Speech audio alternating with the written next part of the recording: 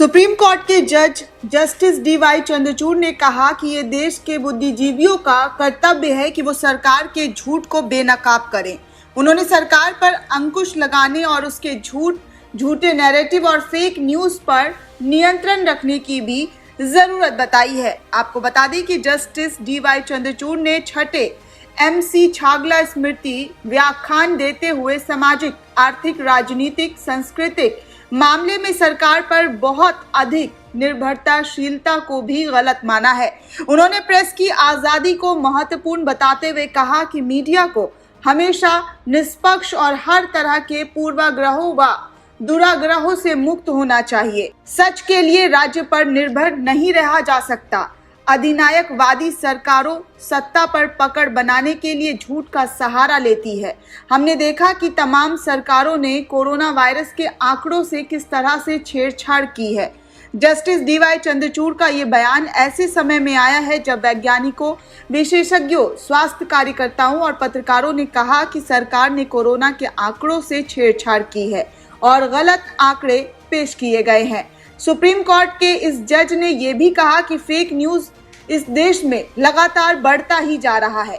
विश्व स्वास्थ्य संगठन ने इसे इन्फोडेमिक कहा है। इस साल फरवरी में ही विश्व स्वास्थ्य संगठन यानी कि WHO ने एक चेतावनी देते हुए कहा था कि कोरोना से जुड़ी गलत जानकारियां सोशल मीडिया के जरिए जरूरत से ज्यादा फैलाई जा रही है। उन्होंने ये भी कहा कि फेसबुक और ट्विटर जैसे सोशल मीडिया प्लेटफॉर्म्स को अधिक जिम्मेदार होना चाहिए। उन्हें फेक न्यूज और गलत सामग्री हटाते रहना चाहिए। वहीं इससे पहले भी हम आपको बता दें कि कोरोना संकट के बीच देश में स्वास्थ्य व्यवस्था की पोल पूरी तरह खुल गई थी और इसी बीच मुख्य न्यायाधीश NV रमन्ना ने भी स्वास्थ्य के प्रति सरकार के रवैये के प्रति चिंता जाहिर की थी। उन्होंने कहा था कि चिकित्सा क्षेत्र को सरकार द्वारा प्राथमिकता नहीं दिया जाना एक तत्काल चिंता की बात है। वो विश्व चिकित्सा दिवस पर एक कार्यक्रम को संबोधित करते हुए जस्टिस रमन्ना ने कहा था कि जब देश के अलग अलग हिस्सों से डॉक्टर पर हमले के कई मामले सामने आए, उन्होंने ये भी कहा कि ये बेहद दुखद है कि ड्यूटी के दौरान हमारे डॉक्टर्स पर बेरहमी से हमला किया जा रहा था। उन्होंने पूछा कि ऐसा क्यों है कि चिकित्सक के पेशावर किसी और की विफलता का खामियाजा डॉक्टर्स भुगते। मुख्य न्यायाधीश ने जिस तरह की विफलता की ओर इशारा किया, वैसी विफलता हाल ही में कोरोना संक्रमण की दूसरी लहर के दौरान बड़े पैमाने पर इस देश ने देखी थी। फर्ज करें कि कोई बीमार है और कॉल करने पर एम्बुलेंस ना मिले क्योंकि कोई भी एम्बुलेंस खाली नहीं हो। फर्ज करें कि यदि किसी तरह अस्पताल आप पहुंच भी गए तो आपको वहां पर एडमिट ना किया जाए क्योंकि अस्पताल में बेड खाली ही नहीं हो। अस्पताल के गेट पर मरीजों के मरने की खबर लगातार आ रही हो।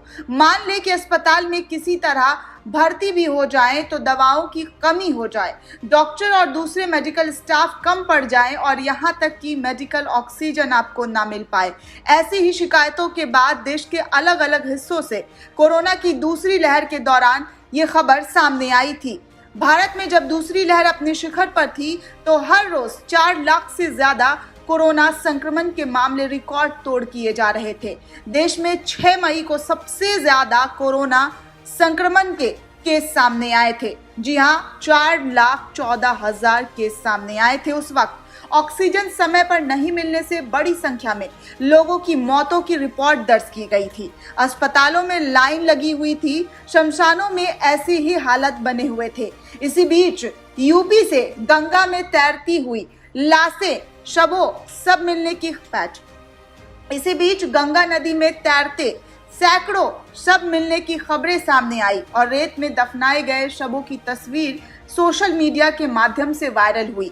वैसे देश में स्वास्थ्य व्यवस्था के कमजोर होने को लेकर तो पहले से ही सचेत किया जा रहा था, लेकिन जब पिछले कुछ सालों की शुरुआत में दुनिया के दूसरे देशों में कोरोना संकट गहराने लगा था, तब इस पर खूब जोर दिया गया था। लेकिन सरकार इतनी जल्दी व्यवस्था तो नहीं कर सकती थी। लेकिन जब कोरोना की पहली लहर खत्म हुई और दूसरी लहर आई, तब 1 साल गुजर चुका था। लेकिन दूसरी लहर में जो स्वास्थ्य अव्यवस्था दिखी, इसके लिए भी आलोचना की गई थी सरकार की कि सरकार ने 1 साल में भी स्वास्थ्य व्यवस्था को इसके लिए तैयार नहीं किया। और स्वास्थ्य सुविधा नहीं मिलने की वजह से देश में बड़ी संख्या में लोगों ने अपनी जान गंवा दी। आम लोगों से लेकर खास लोगों तक ने ये दलील दिया कि यदि अस्पताल की व्यवस्था चुस्त दुरुस्त होती तो दूसरी लहर के दौरान बड़ी संख्या में लोगों की जानें बचाई जा सकती थी। वहीं जस्टिस एनवी रमन्ना ने भी चिकित्सा दिवस पर अपने संबोधन के दौरान ये सवाल उठाया था और कहा था कि चिकित्सा से जुड़े पेशावरों की अपर्याप्त संख्या, बुनियादी ढांचे और दवाइयों की कमी, पुरानी तकनीकी और सरकार द्वारा चिकित्सक क्षेत्र को प्राथमिकता नहीं देने जैसे मुद्दे तत्काल चिंता के मुद्दे हैं इस देश में। ये सच है कि फैमिली डॉक्टर्स की परंपरा लुप्त होती जा रही है। ऐसे क्यों है कि कारपोरेट्स और निवेशकों की मुनाफाखोरी का दोष डॉक्टरों पर डाला जा रहा है और उन्हें प्रताड़ित किया जाता है। उन्होंने कहा कि सरकार में चिकित्सा निकायों और संबंधित एजेंसियों को इन चिंताओं को दूर करने के लिए एक साथ काम करना जरूरी होगा। तभी हर साल 1 जुलाई को डॉक्टर्स के लिए हम डॉक्टर्स दिवस ईमानदारी से मना सकते हैं और ईमानदारी से बधाइयां दे सकते हैं। लेकिन जिस तरह से देश में हालात हैं और डॉक्टर्स की हालात को लेकर चिंता जाहिर करते हुए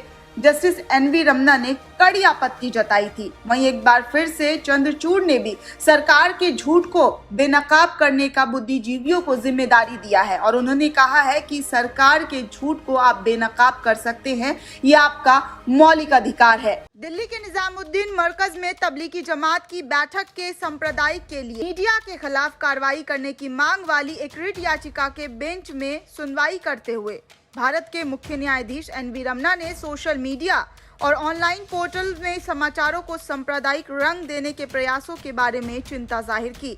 सीजीआई ने अफसोस जताते हुए कहा कि वह पोर्टल किसी चीज से शासित नहीं होते हैं और सोशल मीडिया कंपनियां केवल शक्तिशाली लोगों की सुनती है और संस्थानों या आम लोगों की नहीं। उन्होंने कहा कि ट्विटर, फेसबुक या यूट्यूब वो हमें कभी जवाब नहीं देते हैं और कोई जवाबदेही नहीं है। संस्थानों के बारे में उन्होंने बुरा लिखा है और वो जवाब नहीं देते हैं और कहते हैं कि ये उनका अधिकार है। उन्हें केवल शक्तिशाली पुरुषों की चिंता है, जजों की नहीं। संस्थानों या आम आदमी की चिंता उन्हें नहीं है। हमने ये भी देखा है। सीजीआई रमन्ना ने ये भी पूछा कि क्या यूट्यूब जैसे वेब पोर्टल्स को नियंत्रण करने वाले कोई नियम है जो 1 मिनट में इतना कुछ दिखाते हैं। यदि आप YouTube पर जाते हैं तो 1 मिनट में इतना कुछ दिखाया जाता है। आप देख सकते हैं कि कितनी नकली खबर है। वेब पोर्टल किसी भी चीज से नियंत्रित नहीं होते हैं। समाचारों को सांप्रदायिक रंग देने का प्रयास किया जाता है और ये एक समस्या है। आखिर इससे देश का नाम ही खराब होता है। सॉलिसिटर जनरल तुषार मेहता ने इसके जवाब देते हुए कहा कि न केवल सांप्रदायिक बल्कि प्रायोजित खबरें भी दिखाई जाती है। मेहता ने कहा कि नई आईटी नियमों का उद्देश्य उनकी मुद्दों को संबोधित करना है जिनकी सीजीआई ने आज चर्चा की है। उन्होंने बताया कि आईटी नियमों की अलग अलग उच्च न्यायालयों के समक्ष चुनौती दी गई और केंद्र सरकार ने उन सभी को सुप्रीम कोर्ट में स्थानांतरित करने के लिए एक याचिका भी दायर की है। सॉलिसिटर जनरल ने पीठ से वर्तमान याचिकाओं के साथ स्थानांतरण याचिकाओं को सूचीबद्ध करने का अनुरोध किया है। पीठ में शामिल जस्टिस सूर्यकांत ने आईटी नियमों पर केंद्र की स्थानांतरण याचिकाओं को और वर्तमान बेंच के साथ सूचीबद्ध करने पर अपनी सहमति भी जाहिर की है। याचिकाकर्ताओं को अपनी प्रार्थनाओं में संशोधन करने की पूरी छूट दी गई थी। मामले को 6 सप्ताह के बाद पोस्ट किया जाएगा। याचिकाओं में एक प्रतिवादी न्यूज ब्रॉडकास्ट एसोसिएशन ने पीठ को बताया कि केरल हाई कोर्ट ने उन्हें नए आईटी नियमों के तहत दंडात्मक कार्यवाही से अंतरिम संरक्षण प्रदान किया है। सीजीआई रमन्ना की टिप्पणियों पर प्रतिक्रिया देते हुए एक मामला में याचिकाकर्ताओं की एक विशेष ओर से पेश वरिष्ठ अधिवक्ता संजय हेगड़े ने भी पीठ को बताया कि ट्विटर ने उन्हें डिप्लो फॉर्म किया है और उन्होंने अपने खाते को निलंबन की चुनौती देने वाला मामला भी दर्ज कराया है। इस रिपोर्ट को लेकर आपकी क्या राय है, हमें कमेंट सेक्शन में जरूर बताएं। साथ ही साथ नेशन 360 को सब्सक्राइब करना बिल्कुल भी ना भूलें। Bureau report, nation 360।